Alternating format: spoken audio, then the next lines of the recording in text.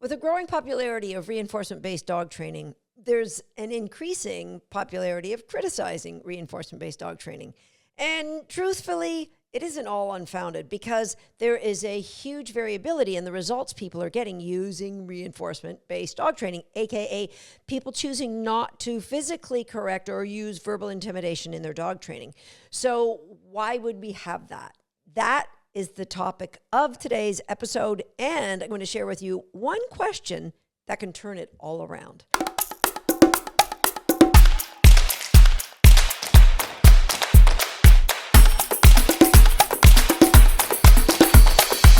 Hi, I'm Susan Garrett. Welcome to Shaped by Dog.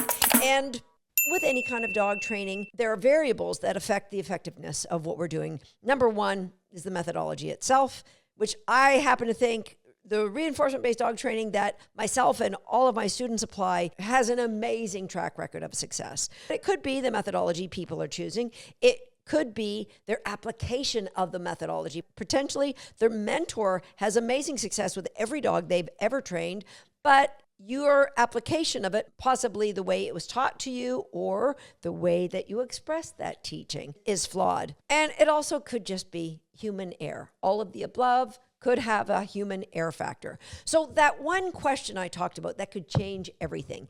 I believe if everybody, when they are reinforcing their dog, asked this question, sincerely asked this question, it could change everything. And that is, what was that cookie for? And when I say cookie, I mean anything that reinforces the dog. So for the sake of this episode, I'm going to use cookie as anything that your dog finds reinforcing. What was that cookie for? And that comes back to when I was teaching in Hawaii many years ago, and I was teaching It's Your Choice, a very fundamental game of our program. And for those of you who don't know it, part of It's Your Choice is you have a handful of food, you go to pick up a cookie to feed the dog, and if the dog moves in to try and steal the cookie, you put the cookie back in your hand and close your hand. Now, at the end of it, I was asking if there was any questions or comments, and one man who'd been watching all day, he said, I noticed that when you're training other people's dogs, you're always looking for a choice to reinforce, and it looks like most of these other participants are just looking for an excuse to feed their dog. And therein lies the question, what choice did you reinforce? If you remember in podcast episode number 174, 175, and 176, I spoke about the dopamine release and its effect on learning and how it can make learning addictive, but it requires a choice point in the training. So not all reinforcement-based dog training allows for a choice point in dog training, aka gives that dog a choice. So sometimes just the presentation of the reinforcement is reinforcing a choice, and you may not realize it. So in the case of teaching It's Your Choice, when I would see that dog come forward, I was taking the cookie, putting it back in my hand, not allowing the choice to carry on. When I saw that choice was made that was a good one, I brought the cookie forward and fed the dog. Where what many of the other people watching did is they picked up the cookie. If the dog rushed in, they closed their hand, preventing the dog from stealing as they shoved the cookie in the mouth of the dog, because what they really wanted was to finish the exercise. You get so focused on the completion of something, you don't take the time to recognize, what did I just reinforce? What did that cookie teach the dog? What was I reinforcing with that cookie? And so I'm going to share with you 5 different scenarios, and I want you to think about, what did that cookie, aka reinforcement, really reinforce? I want you to think about something that maybe people don't think about, in that, how did the trainer or the owner of the dog get reinforced in this situation? Okay, my 5 scenarios. First one, a person sound asleep, it's 5 o'clock in the morning, all of a sudden there's a wet nose up against their cheek, kind of punching them in the cheek. Hey, are you awake? And then the wet nose is preceded by a little yip, paw of the paw, and finally the owner gets out of bed, lets the dog outside. While the dog's outside, they prepare their breakfast, give them their breakfast, and then they go back to bed. That is scenario number 1. I want you to think about what just got reinforced and how did it reinforce the dog owner? Because reinforcement builds behavior, my friends, both in the dogs and in us. Scenario number 2. The dog is in class. Another dog and handler will go by, and the other handler is really exciting. So the dog lunges to the end of the leash. Owner grabs out a cookie, puts it on the end of the dog's nose, tries to get the dog back. Dog's not interested. Gets a bigger cookie out, a bigger meatball, something higher value, sticks it on the ends of the dog's nose. The dog finally comes back and gets that bigger meatball. Now, later on in the class, the same dog and handler walk by, and the dog goes to move forward, but then comes back on their own, and the owner does nothing. What choice got reinforced and what could have got reinforced? Scenario number 3, let's go to the agility world, where a dog is a little bit not so confident in this environment. They're not going their fastest. They get to jump number 3. They go around the jump, and the owner tries to bring them back to the correct side, and the dog just slows right down and starts sniffing. So then the owner wants the dog to feel great, starts cajoling them. Attaboy, come on, you can do this. Gets the dog to get their head off the ground, gets them to go over the jump. The dog gets going a little bit, and then the handler just keeps going all the way around the course. The dog is doing everything for the next 15 obstacles, but the handler stops cheering. What gets reinforced? Why is this reinforcing to the handler? And what could have been reinforced? Okay, scenario number 4. Your dog is off leash. Let's say you just let the dog off leash to have a pee. You want to go back in the house. You call the dog. Dog starts sniffing. You don't even get the head lifting up. You call them again. You get nothing. You squeak a squeaky. Dog puts his head up, comes running. You get the dog to you. You give them a cookie. What gets reinforced? How did that reinforce you? Okay, and my final scenario, you're walking your dog at the park, the dog spots a big fountain with all these dogs playing in it, and he's like, yeah, baby. He starts pulling on his leash towards that. So you start running to help him get there faster, and you can't keep up with this dog, so then you stop, you take the leash off, and you let the dog go. What gets reinforced? What gets reinforced in you? And what was that cookie for? Well, Susan, where was the cookie? I didn't see the cookie. So before we can answer that question, what was that cookie for, we really have to be aware of what's reinforcing your dog. So I've asked you this before. Now's the time to do that homework. I want you to sit down and write a list of what is your dog's most favorite food rewards. And maybe your second and third favorites. Like, what are your dog's top 3 food rewards? Number 2, what's your dog's absolute favorite toys? And there might be different situations. Like maybe they like you running away with a toy, or maybe they like a toy that is interactive or makes a lot of noise. So what are your dog's 3 favorite toys? Number 3 reinforcement is permission and access. So what does your dog love? For example, going for a swim, or going to play with their friends in the backyard, or going for a walk. Access, out of their crate, going to visit people, going to greet somebody at the door. Access and permissions. What are your dog's big ones that they go crazy about? Reinforcement number 4. What are your dog's favorite activities? So going for a walk, hanging out with you, going to the beach, going in the conservation area, playing agility, playing fly ball. What are your dog's favorite activities? And number 5, how are you giving your dog attention that is reinforcing? Could be looking at the dog, talking to the dog, patting the dog, scratching the dog, even just pushing the dog away. Sometimes that's reinforcing. So how is your attention reinforcing the dog? So there's 5 categories of reinforcement.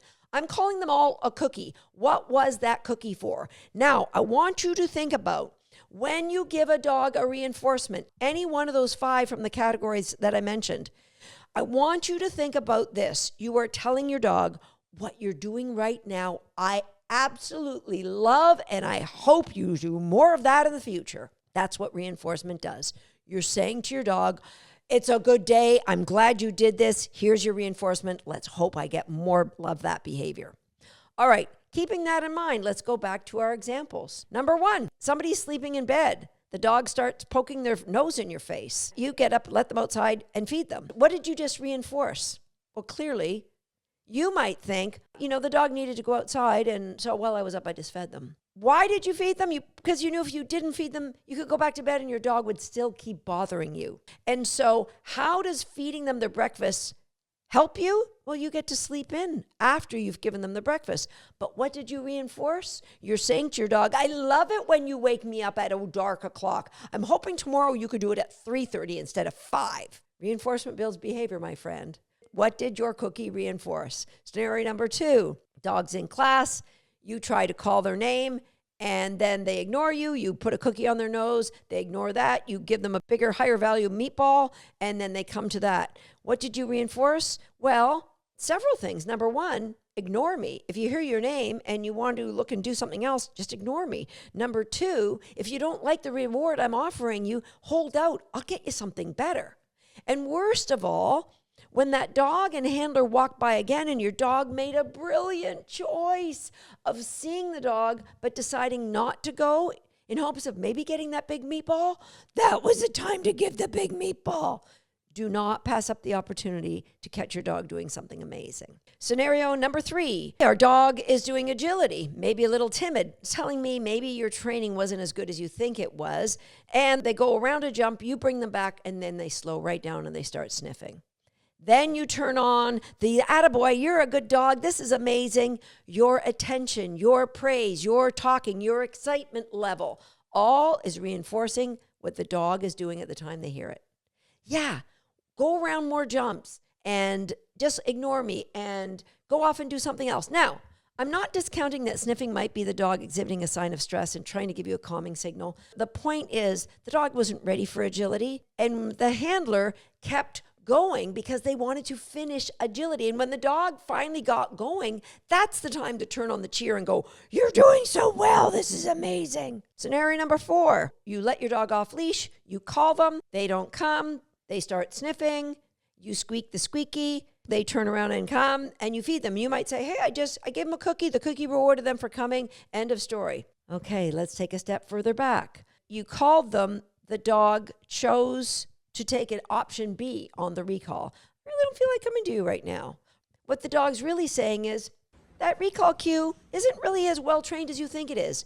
Your instructing didn't land the way you were hoping it to, so why don't you review the teaching that you've done? Instead, you've reinforced the dog for not coming by, hey, you love squeakies, I'm going to squeak this squeaky. And then the dog comes, but you actually are rewarding the dog for not coming.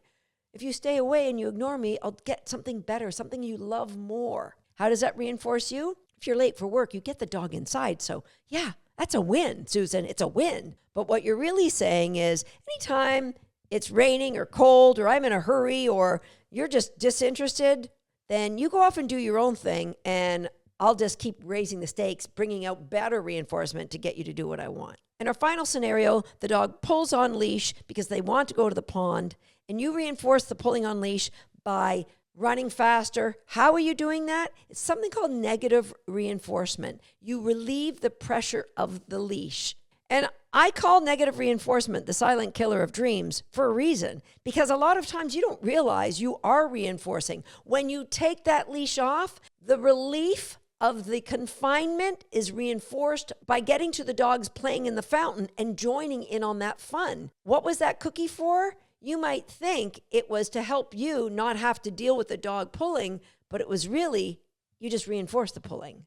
If you pull, I'll take the leash off and you can go do what you want. How does it help you? Well, of course, it makes it easier for you to walk because you don't have a dog stretching your shoulder out. So what was that cookie for is a magic question that will help you to recognize maybe my reinforcement-based dog training isn't working because of my application of it.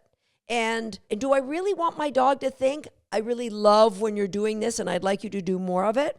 I want you to realize we are all on a journey of dog training and we are all learning. I myself, back in the 90s with one of my obedience dogs, every time I would be healing with her and she would get a little bit poopy and not really want to play anymore, I would go, oh, I must have healed too long. I'd break it off and I'd play tug with her. And then instead of her healing for, say, 10 minutes, she started healing for 8 minutes and then 6 and then 5 and then 4. And then suddenly I couldn't even get a minute of animated healing out of her before she'd get poopy.